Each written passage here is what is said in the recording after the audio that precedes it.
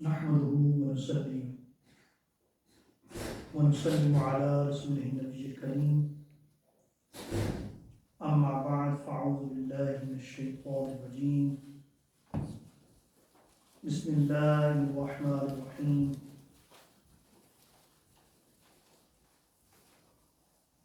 والذين جاهدوا فينا لنهدينهم سبلنا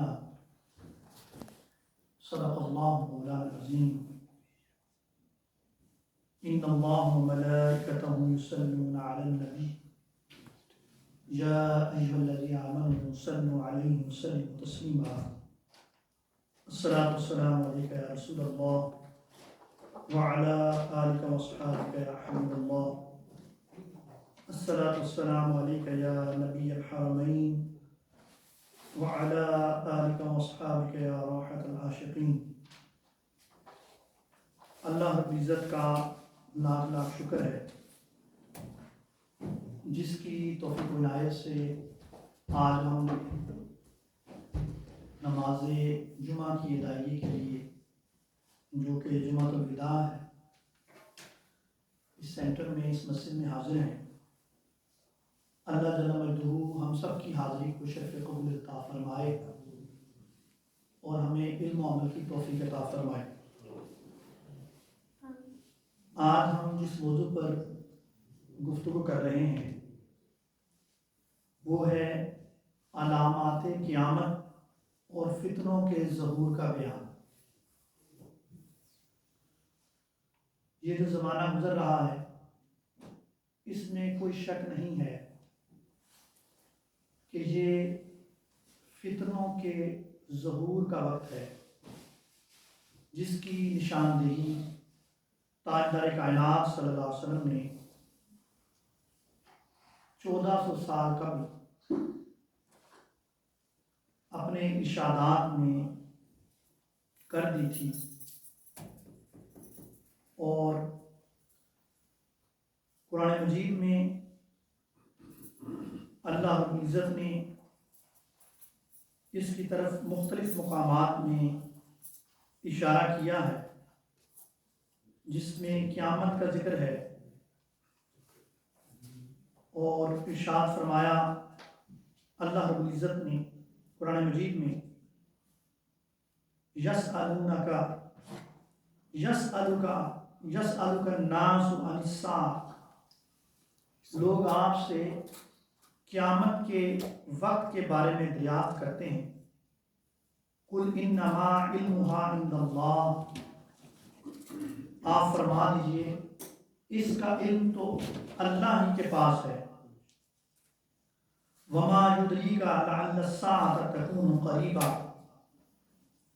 اور آپ کو کس نے آگاہ کیا کہ شاید قیامت قریب ہی آ چکی ہو. تو وہ جو کہ قرب قیامت کی علامات آقا علیہ السلام نے بیان کی ان میں سے سب سے پہلی جو بات آقا علیہ السلام نے ارشاد فرمائی جو کہ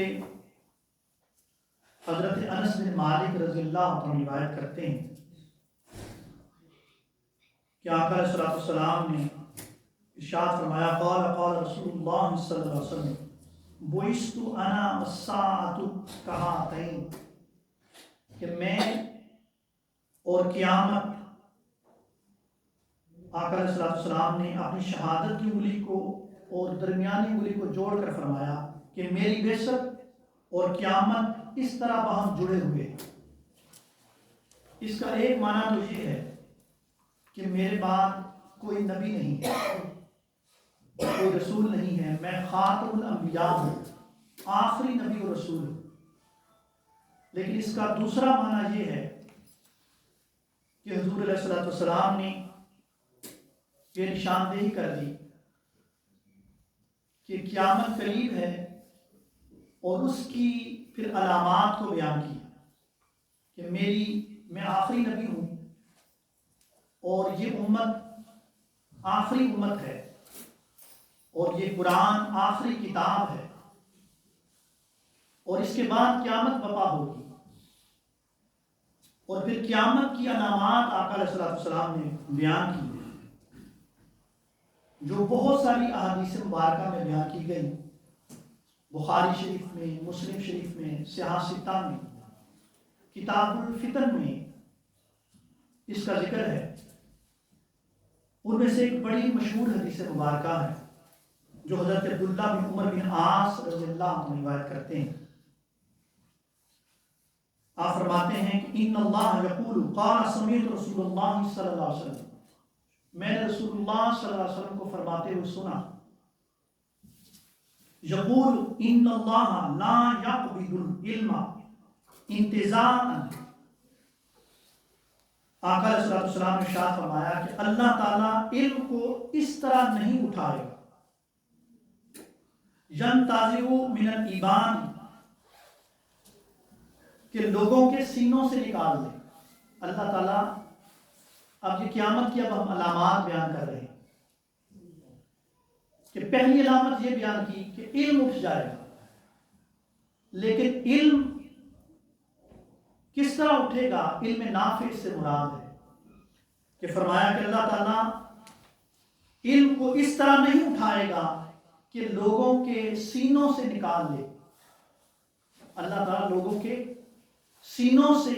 علم کو نہیں نکالے گا، بلکہ کیا کرے گا؟ وَلَكِنْ يَقْبِضُ الْعِلْمَ بِقَبْضِ الْعُلَمَاءِ، آقا علیہ السلام نے فرمایا کہ بلکہ اللہ تعالیٰ ایک ایک کر کے علماء کو اٹھاتا رہے گا، جو علماء حق ہیں اور علماء ربانیین ہیں، جن کے پاس اللہ تعالیٰ نے جن کو علم کا خزانہ عطا کیا ہے، علم نافع کا۔ تو قرب قیامت کی علامات میں سے یہ ہے کہ اللہ تعالیٰ ایسے علماء کو ایک ایک کر کے اٹھاتا چلا جائے گا، یہاں تک کہ حتیٰ اذا لم یبقی عالما، یہاں تک کہ کوئی ایک بھی عالم باقی نہیں رہے گا، عالم ربانی، عالم حق، کوئی عالم نہیں رہے گا، تو کیا ہوگا؟ اتخذ الناس رؤوسا جہالا، تو لوگ جہلا کو،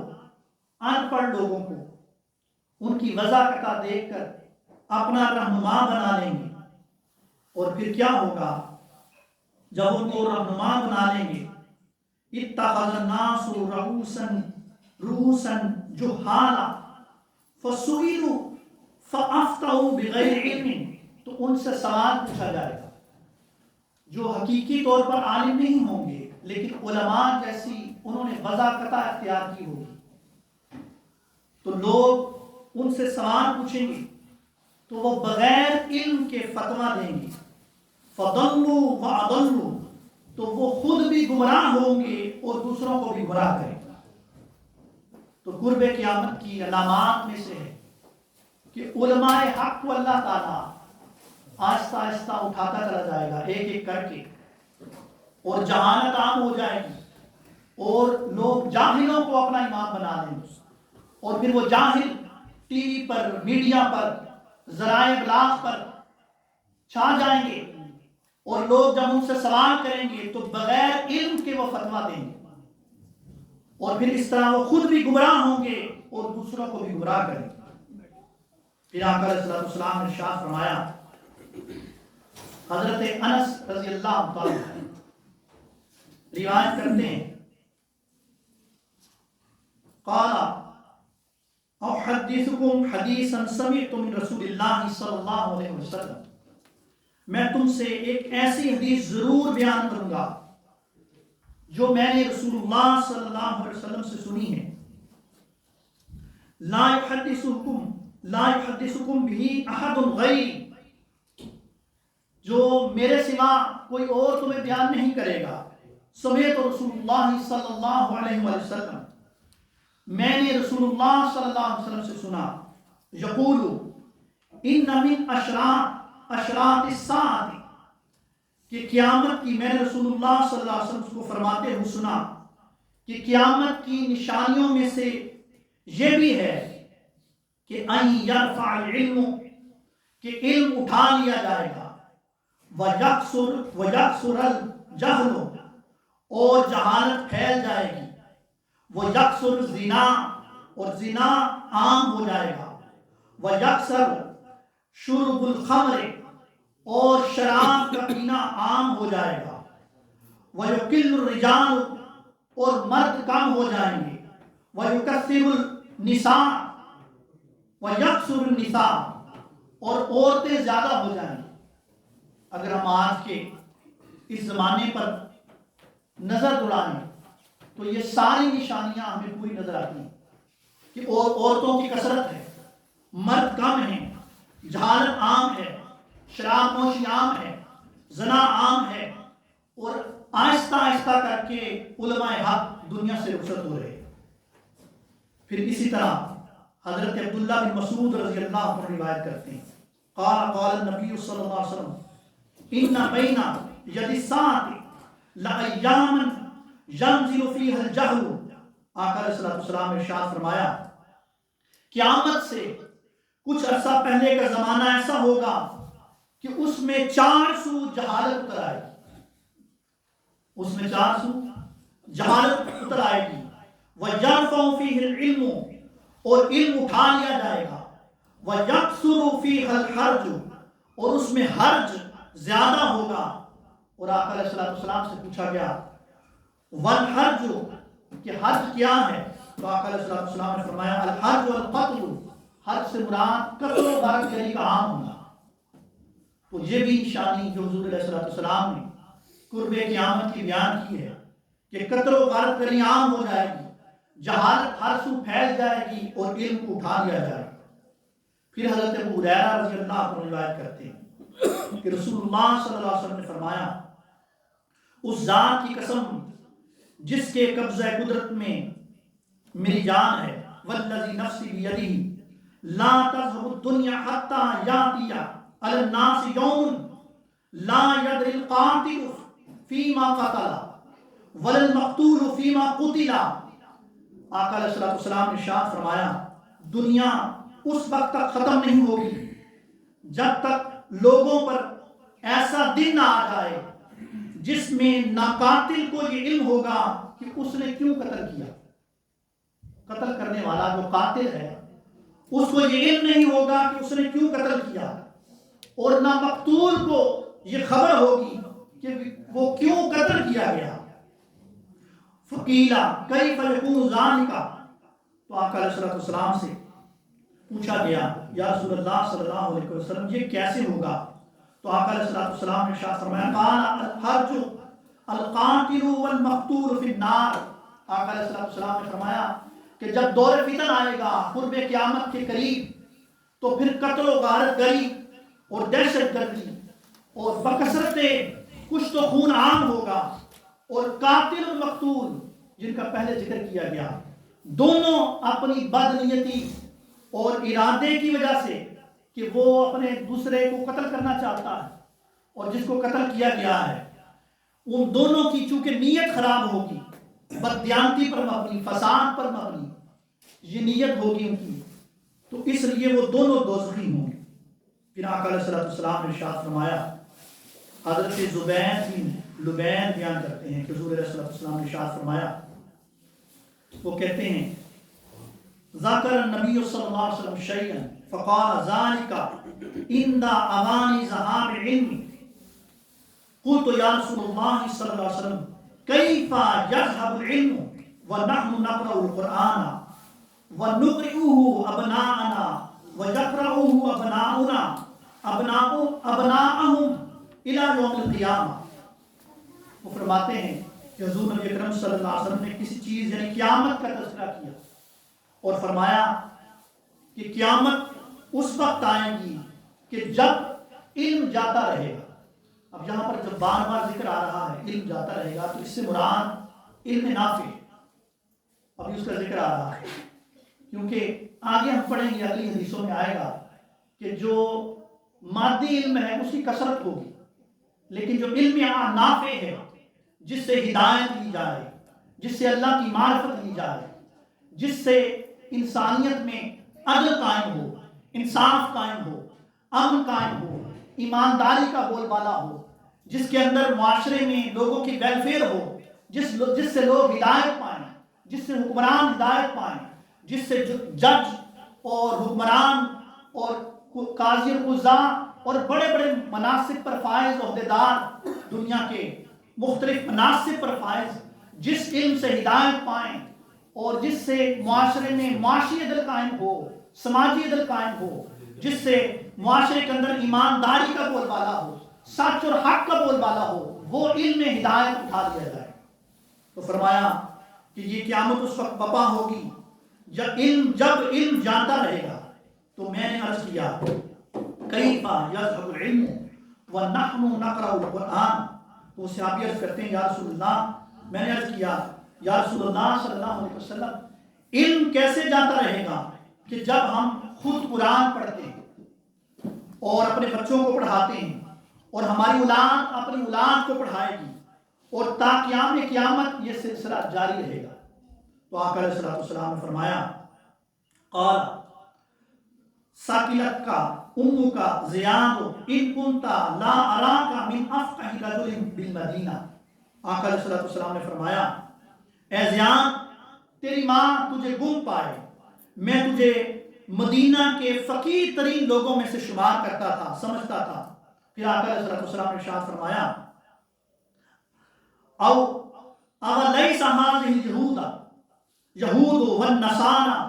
یقرؤون التوراۃ والانجیل لا یعملون بشیء مما فیہما، آقا علیہ الصلوۃ والسلام نے فرمایا کیا تم نے یہ یہود و نصارہ کو نہیں دیکھا، ان کے ویران چرچوں کو نہیں دیکھا، ان کی قوموں کو نہیں دیکھا کہ جو نام کے یہود و نصارہ رہ گئے ہیں،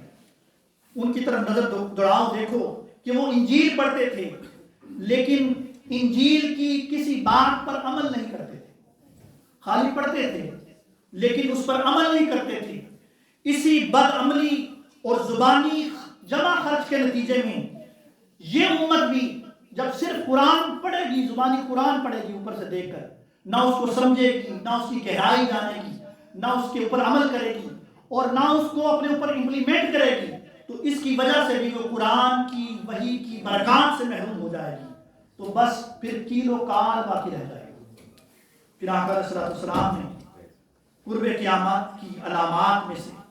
یہ بیان کیا، جس کو حضرت ابو ہریرہ رضی اللہ عنہ روایت کرتے ہیں کہ رسول اللہ صلی اللہ علیہ وسلم نے ارشاد فرمایا کہ جب محصولات کو، ٹیکسز کو، ذاتی دولت اور امانت کو غنیمت اور زکوٰۃ کو تاوان سمجھا جانے لگے گا، اس شے کو فرمایا کہ جب ٹیکسز کو ذاتی دولت سمجھا جائے کہ ٹیکس اس طرح دیا جائے گا کہ یہ تو ہماری ذاتی دولت ہے اور اپنے اس کے اندر خیانت کی جائے گی، ٹیکس لیا جائے گا لیکن عوام پر نہیں لگایا جائے گا، بس اس کو ہڑپ کر لیا جائے گا، اور امانت کو غنیمت سمجھا جائے گا کہ اگر کسی نے امانت سپرد کر دی، اب امانت کی بڑی قسمیں تو اس کے اوپر قبضہ کر لیا اور مال غنیمت کی طرح اس کو استعمال کیا، اور زکوٰۃ کو تاوان سمجھا جانے لگے گا۔ زکوٰۃ ہم دیتے ہیں جو فرض ہے، تو زکوٰۃ جن کے اوپر اصل میں زکوٰۃ ہے، جو صحیح مالدار ہیں، جن کے پاس مال کے انبار ہیں، وہ زکوٰۃ نہیں دیتے، یہ غریب غربا ہی دیتے ہیں زکوٰۃ۔ تو فرمایا کہ جب زکوٰۃ کو تاوان سمجھا جانے لگے گا تو زکوٰۃ دینے والے زکوٰۃ نہیں دیں گے، اور ٹیکس لینے والے وہ ٹیکس لے کر عوام پر لگانے کی بجائے کرپشن کریں گے، اور جو امانت اگر انہیں دی جائے گی تو اس کو غنیمت کا مال سمجھ کر ہڑپ کرنے لگیں گے۔ جب یہ کام ہونے لگے تو سمجھ لو کہ قیامت قریب آ گئی ہے، اور غیر دینی کاموں کے لیے علم حاصل کیا جائے گا۔ یہ میں عرض کر رہا تھا کہ باقی سارے علوم حاصل کیے جائیں گے، میتھمیٹکس پڑھا جائے گا، سائنسز پڑھی جائیں گی، فزکس پڑھا جائے گا، بیولوجی پڑھی جائے گی، کیمسٹری پڑھی جائے گی، کاسمولوجی پڑھی جائے گی، باٹنی پڑھی جائے گی، سارے علوم باقی دیگر وہ پڑھے جائیں گے، جس سے میٹیریلسٹک ترقی ہوتی ہے، تو مادی ترقی والے سارے علوم پڑھے جائیں گے، لیکن دینی علوم سارے پڑھے جائیں گے، لیکن جس علم سے ہدایت حاصل ہو، علم نافع، وہ حاصل نہیں کیا جائے گا، اس کا فہم حاصل نہیں کیا جائے گا، قرآن کی معرفت حاصل نہیں کی جائے گی، حدیث کی معرفت حاصل نہیں کی جائے گی، دین کا فہم، جس سے عدل، انصاف، ایمانداری، دیانتداری، سچ اور حق کا بول بالا ہو، اس علم کو پس پش ڈال دیا جائے گا۔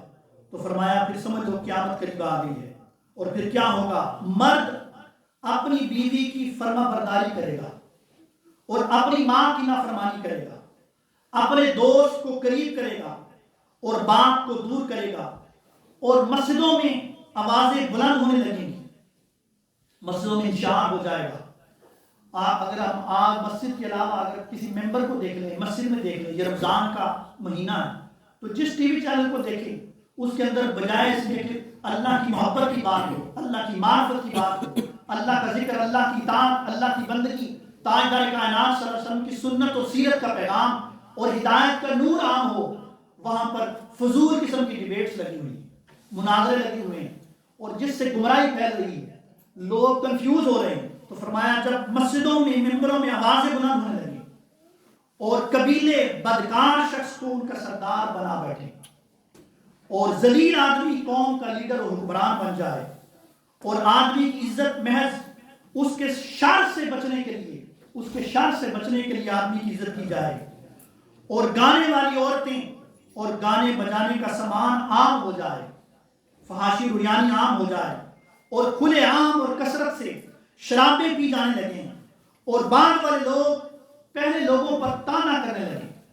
کہ جو اٹھے ٹی وی چینل، یوٹیوب کھولا، سوشل میڈیا میں، اور جس بزرگ کا دل کیا پگ اچھال دی، اس پر کرٹیسائز کر دیا، اس کے علم کے بارے میں، اس کی شخصیت کے بارے میں بدتمیزی کر دی، بے حیائی کر دی، گستاخی کر دی۔ تو جب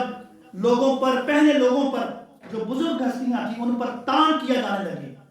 تو اس وقت آقا علیہ السلام نے فرمایا سرخ آندھی، زلزلے، زمین میں دھس جانے، شکلیں بگڑ جانے، اور آسمان سے پتھر برسنے، اور طرح طرح کے لگاتار عذابوں کا انتظار ہو۔ پھر اللہ کی طرف سے جب یہ سارے معاملات ہوں گے تو پھر اللہ کی طرف سے عذاب آئے گا، اور عذاب کی آقا علیہ السلام نے قسمیں بیان کی، کبھی زلزلہ آئے گا، کبھی سیلاب آئے گا،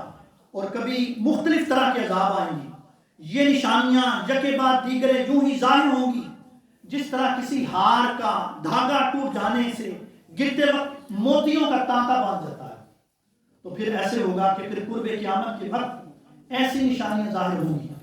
اور پھر آقا علیہ السلام نے ارشاد فرمایا، حضرت عبداللہ بن مسعود رضی اللہ عنہ نے اس کو بیان کیا، اور حضور علیہ السلام نے ارشاد فرمایا، قال ابن مسعود رضی اللہ عنہ، علیکم بالعلم قبل ان یقبض وقبضه ان یذهب باصحابہ۔ اور آپ فرماتے ہیں کہ حضرت عبداللہ بن مسعود رضی اللہ عنہ نے فرمایا کہ تمہارے لیے لازم ہے کہ علم کے اٹھ جانے سے پہلے علم حاصل کر لو، اور علم کا اٹھ جانا یہ ہے کہ اہل علم رخصت ہو جائیں۔ علم کتابوں میں تو ہوگا، علم کے بڑے بڑے اسکول بھی ہوں گے، یونیورسٹیز بھی ہوں گی، کالجز بھی ہوں گے، کتابیں بھی ہوں گی، سب کچھ ہوگا، لیکن اس علم کی معرفت رکھنے والا، اس کی فہم رکھنے والا عالم ربانی، جس کو اس کی صحیح فہم ہے، صحیح دراک ہے، جو مسائل کا صحیح استنباط کر سکتا ہے، جو حالات کے مطابق مسائل کا حل پیش کر سکتا ہے، جو معاشی نظام پیش کر سکتا ہے، جو سیاسی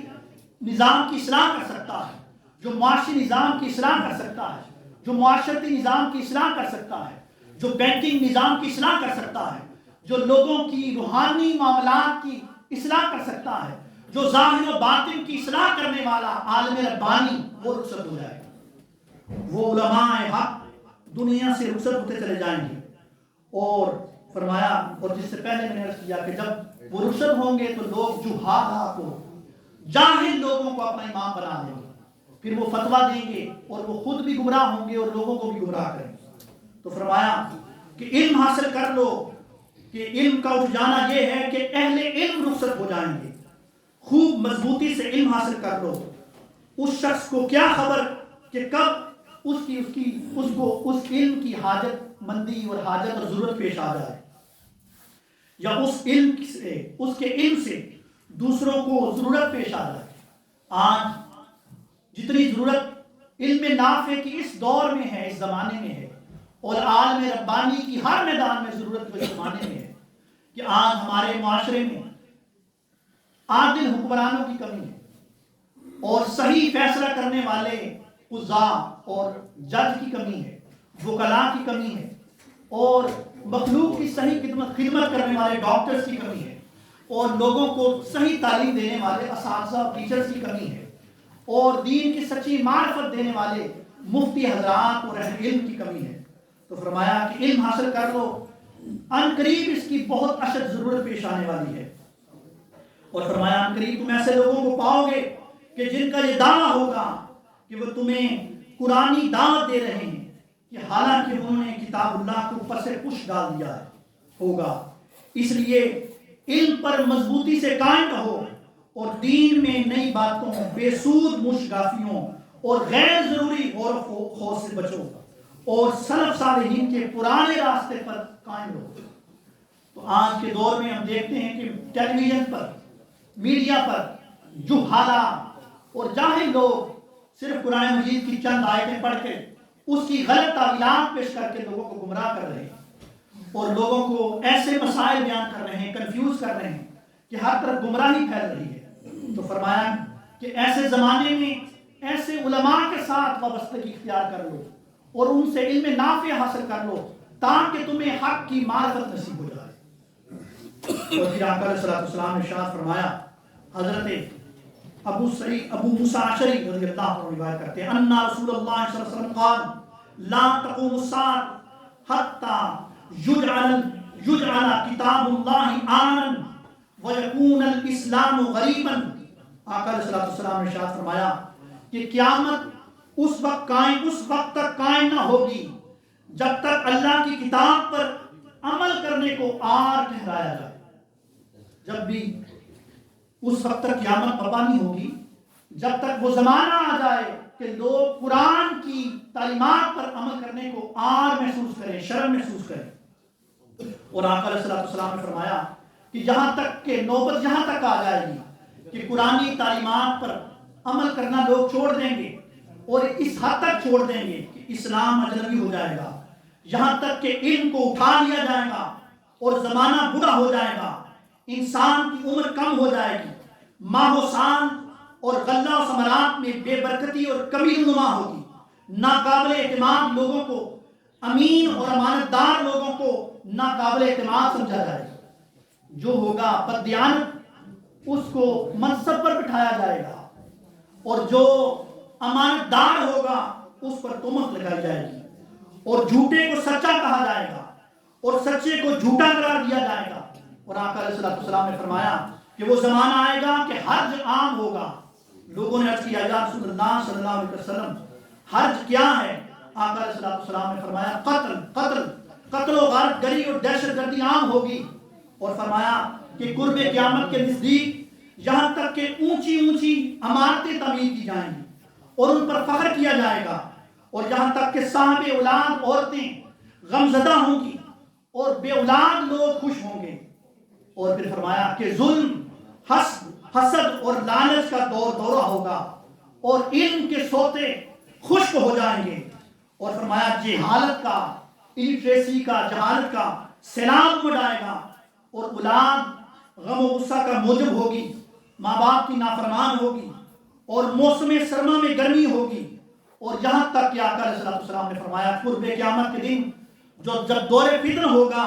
تو بدکاری اعلانیہ ہونے لگے گی، اور آقا علیہ السلام نے فرمایا کہ ان حالات میں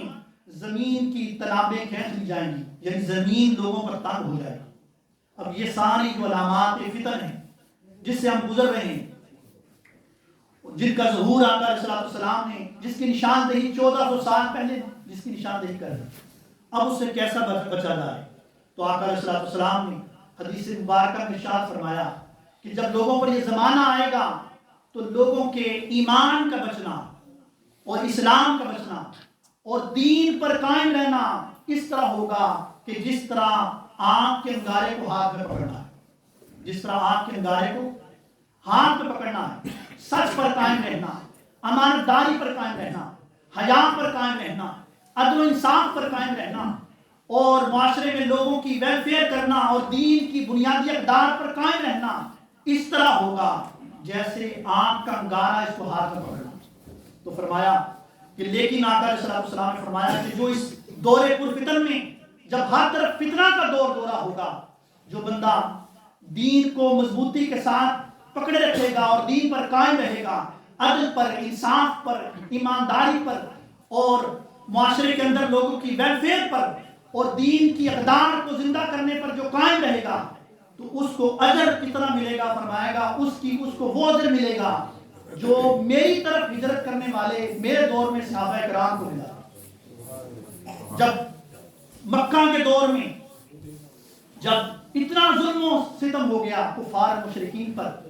کہ ان کے مال و دولت، جان، عزت، آبرو محفوظ نہ رہی، تو انہوں نے مکہ چھوڑ کر حبشہ میں ہجرت کی تھی. اور پھر